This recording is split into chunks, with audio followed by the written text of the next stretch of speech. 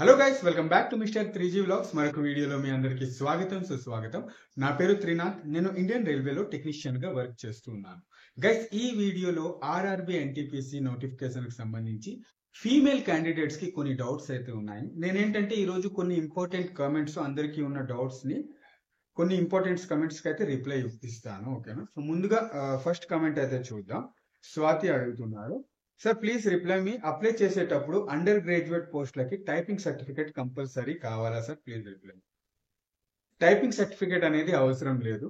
ఓకేనా? బట్ మీరు అప్లై చేసేటప్పుడు, అప్లికేషన్ ఫిల్ చేసేటప్పుడు ఏంటంటే అక్కడ టైపింగ్ స్కిల్ టెస్ట్ ఆప్షన్ ఉంటుంది, అక్కడ మీరు ఎస్ అని పెట్టాలన్నమాట. ఓకేనా? అంతేగాని సర్టిఫికేట్ అయితే అవసరం లేదు. అండ్ అలాగే ఎలా అయితే మీరు CBT1 CBT2 ఎగ్జామ్ క్లియర్ చేస్తారో తర్వాత స్కిల్ టెస్ట్ ఉంటుంది, టైపింగ్ స్కిల్ టెస్ట్ ఉంటుంది కొన్ని పోస్టులకి. అప్పుడు మీకు ఒక 20 days ముందు నోటీస్ అయితే వస్తుంది అనమాట, ఎవరైతే క్లియర్ చేశారో ఎగ్జామ్ వాళ్ళందరికీ.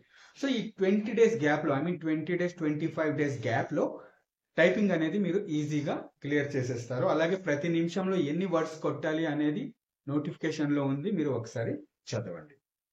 నెక్స్ట్ కమెంట్ ఐశ్వర్య రెడ్డి అడుగుతున్నారు, అన్న ఇప్పుడు ఎగ్జామ్ లో క్వాలిఫై అయి మనకి జాబ్ వచ్చినా కూడా మనం జాబ్ కోసం మనీ కట్టాలా?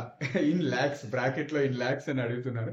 అలా ఏమీ లేదు, మీ అప్లికేషన్ ఫీజు తప్ప ఇంకెక్కడ కూడా మీకు ₹1 కూడా ఇవ్వాల్సిన అవసరం లేదు. ఓకేనా? అప్లికేషన్ ఫీజు అండ్ అలాగే మెడికల్ టైంలో మీరు exam CBT1 CBT2 exam clear అయిన తర్వాత మెడికల్ టైంలో ఒక ₹24 అయితే అప్పుడు మీరు పే చేయాల్సి ఉంటుంది అన్నమాట. అది మెడికల్ టెస్టెస్ కోసం. ఓకేనా? ఇంతే తప్ప ఇంకెక్కడ ₹1 కూడా ఇవ్వాల్సిన అవసరం లేదు. ఇలా మీకు ఎవరైనా అడిగితే డబ్బులు, అది చాలా జాగ్రత్తగా ఉండండి. ఓకేనా? అలా ఎక్కడ డబ్బులు అయితే తగలవు. ఓకే, నెక్స్ట్ కామెంట్ చూద్దాం. నందన్ రెడ్డి అడుగుతూ ఉన్నారు, హాయ్ అన్నయ్య, ఓన్ జోన్ కాకుండా పోస్ట్స్ ఎక్కువ ఉన్న జోన్ పెట్టుకుంటే ఎగ్జామ్ ఆ జోన్ లోనే ఉంటుందా? ప్లీజ్ గివ్ మీ రిప్లై అన్నయ్య. ఎస్ బ్రదర్, మీరు ఏ జోన్ కి అప్లికేషన్ పెట్టుకుంటారో మీ ఎగ్జామ్, అలాగే మీ డాక్యుమెంట్ వెరిఫికేషన్, అలాగే మీ మెడికల్ టెస్ట్, అలాగే మీ పోస్టింగ్ కూడా అక్కడే ఉంటుంది అన్నమాట. ఇంతకు ముందు నోటిఫికేషన్ లో ఏంటంటే exam centre choice option ఇచ్చారన్నమాట.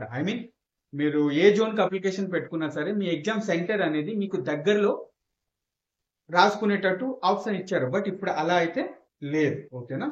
So ఇది మీరు ఏ జోన్ కి అప్లై చేసుకుంటే ఆ జోన్ కి వెళ్ళి ఎగ్జామ్ అనేది రాయాల్సింది.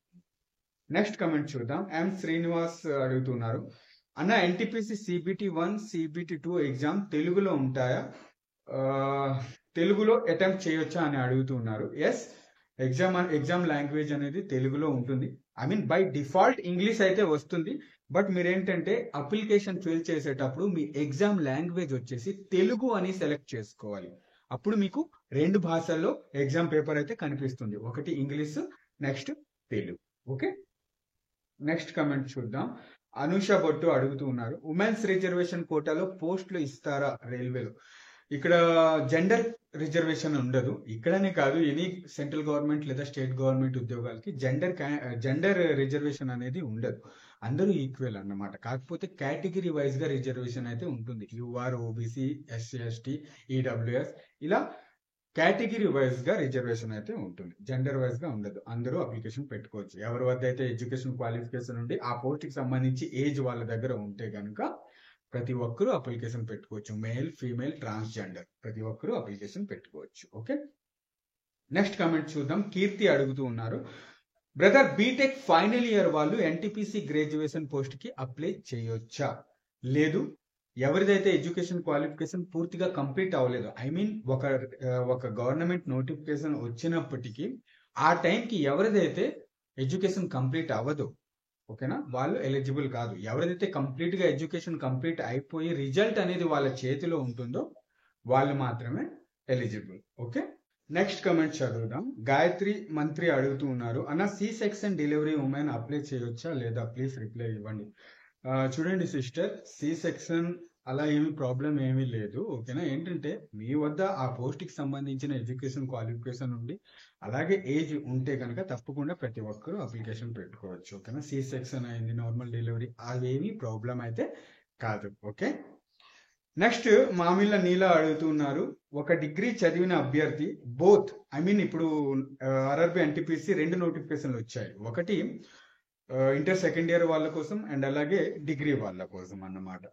సో రెండిటికి నోటిఫికేషన్ కి సపరేట్ గా అప్లై చేసుకోవచ్చా అని అడుగుతున్నారు. ఎస్, మీరు రెండిటికి సపరేట్ అప్లికేషన్ అయితే పెట్టాల్సి ఉంటుంది. అండ్ అలాగే మీరు సపరేట్ గా I mean inter second year తో ఒక జోన్ కి అండ్ అలాగే డిగ్రీ క్వాలిఫికేషన్ తో ఒక జోన్ కి అప్లికేషన్ పెట్టుకోవచ్చు. అండ్ అలాగే ఏ జోన్ కి అప్లికేషన్ పెట్టుకున్నా ఒక అప్లికేషన్ కి మాత్రమే ఐ మీన్ ఒక నోటిఫికేషన్ కి ఒక అప్లికేషన్ మాత్రమే ఆల్ ఓవర్ ఇండియా పెట్టుకోవాలి.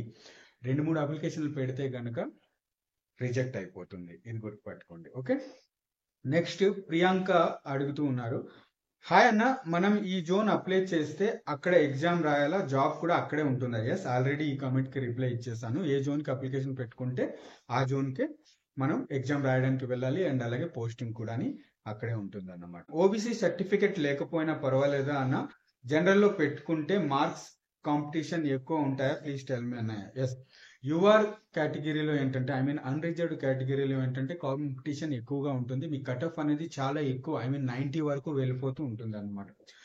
మీ వద్ద ఒకవేళ ఏ category I mean OBC, SC, ST ఏ కేటగిరీలో మీరు రారు, జనరల్లో వస్తారు. ఏ సర్టిఫికేట్ కూడా మీ వద్ద లేకపోతే కనుక మీరు యూఆర్ లో అప్లికేషన్ పెట్టుకోవచ్చు. ఓకేనా, కాకపోతే కొంచెం ఎక్కువ కష్టపడాల్సి ఉంటుంది అన్నమాట. ఎక్కువ కట్ ఆఫ్, ఎక్కువ మార్క్స్ తెచ్చుకోవాల్సి ఉంటుంది. ఓకేనా, సో ఇది గైస్ జనరల్ గా ప్రతి క్యాండిడేట్ కి ఉండే కొన్ని డౌట్స్ అన్నమాట. ఇంకా ఏమైనా డౌట్ ఉంటే కనుక తప్పకుండా కింద కమెంట్ చేయండి, నేను రిప్లై ఇవ్వడానికి ప్రయత్నిస్తాను. ఓకేనా, అండ్ అలాగే ఇంకో విషయం ఏంటి అంటే ఆల్రెడీ ఏ బుక్స్ చదవాలి, ఓకేనా, వీటన్నిటి గురించి నేను వీడియో అయితే చేసి పెట్టాను అన్నమాట. ఓకేనా, ఎవరైనా చూడకపోతే వెళ్ళి చూడండి. అండ్ అలాగే ఒక గవర్నమెంట్ ఉద్యోగం మీకు రావాలి అంటే మీ జాతకం ఎలా ఉండాలి అని ఒక వీడియో చేశాను. అది చాలా హైలైట్ అయింది, చాలా వైరల్ అయింది. ఒకసారి ఆ వీడియోని కూడా చూడండి. ఎవరైతే ఇప్పుడు ప్రిపరేషన్ స్టార్ట్ చేయాలనుకుంటున్నారో అలాంటి వాళ్ళందరి కోసం ఆ వీడియో చేసి పెట్టాను అనమాట. అందులో ఏంటంటే 6 months ఎలా ప్రిపేర్ అయితే గనక మీరు ఒక గవర్నమెంట్ ఉద్యోగం అనేది క్లియర్ చేయగలుగుతారు అనేది క్లియర్ కట్ గా ఎక్స్ప్లెయిన్ చేశాను అన్నమాట. ఒకసారి తప్పకుండా చూడండి. ఓకేనా, ఓకే గైస్, వీడియో నచ్చితే కనుక తప్పకుండా ఒక లైక్ చేయండి. నెక్స్ట్ వీడియోలో మళ్ళీ కలుస్తాను. అంతవరకు సెలవు, బాయ్, జై హింద్.